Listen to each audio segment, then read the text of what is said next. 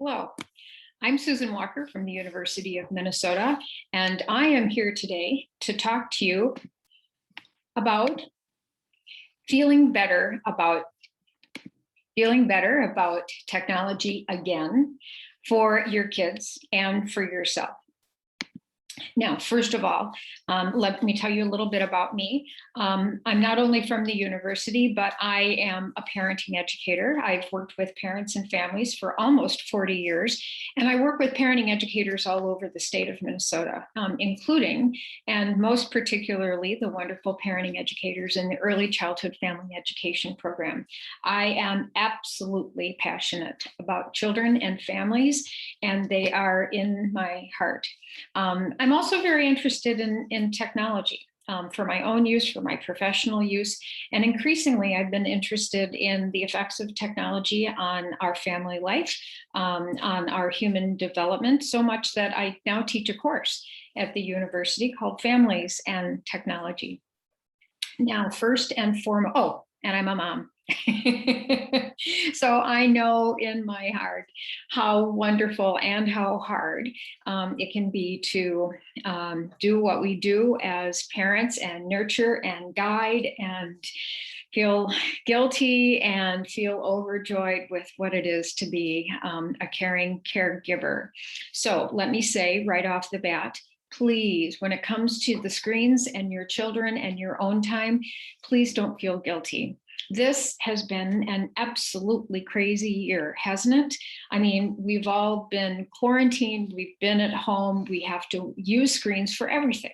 And there is an app for everything, whether it's screening movies or playing video games, or whether it's connecting with our family and friends through FaceTime or through instant messenger being on a Facebook group and connecting with particular friends that way, whether it's paying our bills and doing our taxes or ordering groceries or mapping how to get someplace. We're all dependent on technology now. It's just the way of life, right? And it's the same way with our children. Our children are increasingly dependent on using technology now to go to school. And they're using technology for their own entertainment, for connections with their friends. And so it seems like it's all over the place. And in fact, you know what? You're using technology now to watch this. So it is an absolutely crazy time, and we can have screens around us so much. And at the same time, hear all of these competing messages that screen time, too much screen time isn't good for our children, and yet feel somewhere caught in the middle, like, what am I supposed to do about it? So first and foremost, I'm going to give you a few tips, but I don't want you to feel guilty. Okay, just take care of yourselves. You are already working so very, very hard as a parent and as a caregiver. You have so much on your mind. So I'm going to give you a few suggestions, a few tips, a few resources, but I don't want you to feel guilty about your using technology or your kids using technology. Okay, now we shouldn't ignore it. Right? We shouldn't ignore it and just throw our hands up and say, well, it's too hard, or we're all using it, so what? Because we just don't know, right? I mean, using smartphones have only been out there for, maybe 10, 15 years, right? The advent of the internet, using social media, right? This is still relatively new stuff. In fact, a lot of the recommendations for using technology has come from our old research about TV viewing, right? Spending too many hours in front of the TV instead of getting out and playing, or kids' exposure to violent images. That's really sound advice. But the use of technology and who we interact with and how we interact with technology and the way that technology is programmed to keep us kind of using it with notifications and things like that, it is a whole new ballgame. And we still have so much more research to do to just ignore how we're using it. So we are in very early stages. So we shouldn't ignore it, right? Some of the stuff that we know and the recommendations from the American Academy of Pediatrics are very sound based on what we know. right? But at the same time, it's good to know about it and know how it fits into our own family life. So I'm going to go back to my little slide set. And the first thing that I want to share are the recommendations from the American Academy of Pediatrics. And they have based these on the research that is available. And I'm highlighting primarily the recommendations for young children and for school-age children. And so the first thing that you'll see is for babies, right, is that for children less than about 18 months old, honestly, there really is no reason that a baby should have a phone or be on a screen. Why? We don't know any good developmental reason why a child would need to be holding a phone at that age or be interacting with a screen at that age. Their brains are growing. Too much exposure to blue light before they sleep isn't good for their sleeping. And so generally the recommendation is little children up to 18 months, they really don't benefit from being in front of a screen. That said, we all are FaceTiming with our friends and our relatives these days. And so a little bit of time, interacting with mom and dad through video chat, please don't worry about that. Your children aren't harmed by that. And then for children a little bit older in the toddler age, again, right, we don't need a lot of screen time. Children really aren't benefiting, again, based on their brains and their brain activity. Being exposed to screens is really not that beneficial. That said, they will be very, very curious. There is technology in the household. And so this is a good age to start thinking about what kind of technology you would like your child to be interacting with, right? And then for preschool age children, limiting it to about an hour a day if children are using screens.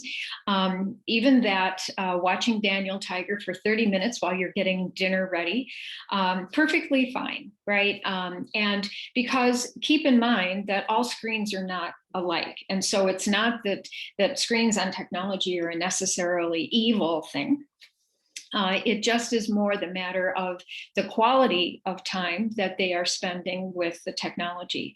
So children may benefit from technology, from software programs, from applications that help them read, that help them learn literacy skills, language skills. They could be doing problem solving with games. It could be entertainment through a program like Daniel Tiger. We just really, an hour a day, perfectly fine. But the big key for young children is interactivity with somebody else. And think about it. If you were to give a 3-year-old child a book, the child benefits so much more when somebody is reading the book along with the child. They're interacting. The child can learn more by the interaction with that book. You can point to words. You can problem solve with the child. You can ask questions that really help the child learn. And also just the emotional bonding time of being with the child while the child is reading a book. It's the same thing with technology. So the real advantage of that hour a day that a child might be on a screen is only benefited even more if there is an adult who is along with the child. And then finally, for older children, school-age children, oh boy, is this one tough. Because as children get older, as they are entering school, as they have friends and peers, and they are in activities, and they are so curious about the world, and they want to learn all about dinosaurs and baseball teams or whatever, and they are in school and they are using technology for school, it's very, very hard to set a necessary time limit for older children. And this is where it can be a little bit tougher because honestly, the reality is that between the recommendations that we would have for how much time children are on screens to how much time they're actually on, as you can see here, most children are on much more time than is actually recommended. So I think one of the things that you see with this is that it's pretty hard to limit children's exposure to screens because screens are all over. And so, especially as they get older, when there isn't necessarily an amount of time that is recommended for older children, say 5 to 8 and older than that, that's especially where the tough decision making with parenting can come in. Not impossible, it just gets tougher. And in some ways, it gets even more fun because it fits in with the other kinds of things that we do as parents, which is engaging and involving our children in the decisions for their own lives. So a few tips as we move forward. My first recommendation is to simply do this. Remember what you want for your children. Get technology out of the picture and just think about your own goals for your children's development, their physical development, their learning and their cognitive development, their psychological development, their social development, how they feel about themselves, their interactions with others, the kind of people that they will become and are becoming under your care, the kinds of activities that you want them to explore, that they want to explore, the opportunities to have, the sleep that they get, the physical activity that they have, the nourishing food. These are all parts of what you think about every day. So the parents that I know who feel the most comfortable with the role that technology plays in their children's lives are the ones who do this, that they just think about what are my goals for my children to begin with, and then they think, what role might technology play in those goals? So if I want my child to have a good amount of physical time to develop their muscles and gain physical skills, to enjoy the outdoors and to enjoy nature, it's very easy to limit the amount of screen time. On the other hand, if I have a child who is naturally curious and is going out and collecting frogs out of the pond and coming back and exploring what kind of frog this is and learning more, there could be a wonderful hybrid of some outdoor time and then going on the computer and exploring online. And so it really is understanding what it is that you want for your child, and then seeing all that technology can do and balancing that and fitting that in. Okay. The second thing is to talk to your children about technology use, so that it's your knowing what they're on and when they're responsible to have certain devices or spend time online. But I would get into the practice, if you haven't already, and I know most of you have, of engaging your children in the conversation about their time online, so that it is a shared experience. It is something that you both obviously care about, that you have opened up to that dialogue about their use of technology. Because remember, it's similar to watching TV, but it's even more because of who they interact with and how engaging it can be to kind of get down that rabbit hole of information searching, to use all of these wonderful tools. And so if you have that dialogue early on, the two of you or the three of you or your entire family can make those decisions about technology. And one of the sources that I find to be particularly helpful is the American Academy of Pediatrics. They have a family media use plan, and I'll make sure that you have a link to healthychildren.org is the site that they use. And through there's a family media plan that you jointly can sit down and you can put in the names and ages of your children. And then there's a long checklist of all kinds of things having to do with spending time online, with the amount of time when you're online, where phones get charged, who's in the room, whatever is good for your own family. And then when you've decided what you want for each child, and again, you've done this jointly, you can print it out and you have a tailor-made plan for yourself and for your children. So it's a wonderful guide. But again, it comes back down to just the simple idea of what you want for your children, and then fitting technology in as part of that. And even though those conversations are going to get tougher as children are exposed to more things that their friends are doing and games that their friends are playing or devices that their friends have, as you start those conversations early, it will be easier to set some of those rules, have some of those expectations as you do with everything else in their life, so that the children understand that in your household, technology has a place. Second, keep them safe. It's part of what we do as a parent anyway. We know who our children are spending time with. We know where they are at all times. And especially as we get older and we lighten up the reins a little bit and give them a little bit more agency and a little bit more freedom and flexibility, it's with that idea of good communication, right? And that they know that you're around and that you care. So when it comes to technology as well, you want to keep your children safe, because as they interact with people online and with other children online, as they interact with software and applications and time online, it is your job, right? It is our job as a parent that we know what our children are doing and we are keeping them safe. That said, if you want to use a monitoring app on your children's devices, and you feel safer doing that, and your child knows that you're using it and they feel safer, that's fine.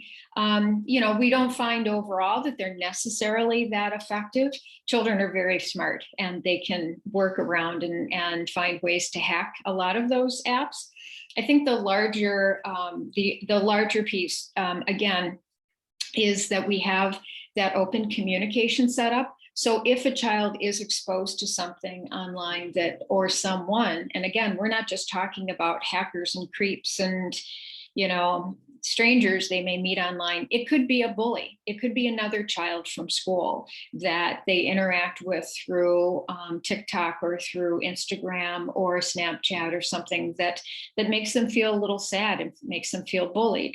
The great thing about having that communication open early on is that the child will come to you, right? Your child will come to you and the two of you can problem solve through that feeling of there not being safe. Another great tool that you can use actually comes from a group I use a lot in my work and my recommendation to parents, and that's a group called Common Sense Media. Let's see if I can easily toggle over to their webpage and screen share over here. First, we have the American Academy of Pediatrics. This is their family media plan, as I mentioned to you. You can see right here what the URL is, but if you just go to healthychildren.org, so healthychildren, all one word, .org, that will help you get to the family media plan. And then this is the site I was mentioning to you, the Common Sense Media. So Common Sense Media has been around for many years, and as they branch out to beyond movies and television shows, they also provide ratings for parents and guides on software and for applications. And so, as you can see here, you can go through and find their recommendations for things. You can also browse reviews that are based on a child's age, and you can find by movies, TV shows, books, apps, games, and get some parenting tips too along the way. So again, that's Common Sense Media is a great place to read about the movies and software and applications and games that your children are interested in, and get an idea before they use them or after they've started. Stop sharing. And now I'm going to come back here to my next slide, which is, and you know what, this is to watch our own use. Sometimes our own use can be a little bit much for being a very good role model. We all too get very addicted to using technology, and we're on our phones. We're always checking messages. We're using it for work, things like that. And so it's just a nice reminder as an adult that we should be attentive to our own use of technology. I learned very early on from my own daughter how smart children are and how observant children are, and I guarantee you that you will probably get to a stage where even if your children don't say it out loud, they will be thinking, oh yeah, you tell me to do that, but what about you? And so as a parent, and you might want to just think about your own use, and probably, and I wouldn't be surprised by this at all, that you have gotten to really wondering about the amount of time you're on screens yourself, and maybe have wanted to wean away, either because you're spending so much time, because of work, because of constant connections to people through Zoom and video chatting to stay connected, whether it's maybe not feeling so great after connecting on social media, whatever it is, it would not at all be surprising if you wanted to reduce some of your time yourself, and or at least spend time online a little bit differently. And so as a parenting tip, to be a good role model to our children, sometimes it's helpful for us to just watch how much time we're spending ourselves. And then finally, my last slide for you is to talk to your friends. Remember, you're not alone, and really you're not. And it's a really difficult, growing area of parenting that honestly, a lot of people are not certain how best to handle. And so this past year has been incredibly tough. And I hope that in the time you've had the opportunity to make and keep the good social connections that you have to friends and family. And when it comes to technology, please use that network, use that community to talk about your questions about how old should my child be to start with a smartphone, or is that app that my child wants to use, is that safe? And, it seems like we're video chatting a lot. Does that seem like a long time, that my child would be on that screen? And, problem solve, find your community. And especially, I hope that you will feel supported by that community, because we are all in this great big ship together. So those are just a few tips. But remember, your child and your children better than anybody. You know what they need. You know what resources you can share with them and acquire for them. You know what expectations you have for them. And you know what resources you have in terms of your social connections, your friends, your community who can be a support. And sometimes that support can be giving you a little more backbone. I know it certainly helps me as a parent to say, yeah, it is okay for me to lay down the law. Yeah, it is okay for me to say all of the phones are going to be charged in my bedroom, right? And so whatever you need to use your community for, please do that. So, but your children, yourself, your family, and your community. And I really believe that as you gather all of them together, technology won't be an issue at all. I wish you all very, very well, and hope that the coming year is a great year where we can all get off of our screens a little bit more. So, bye.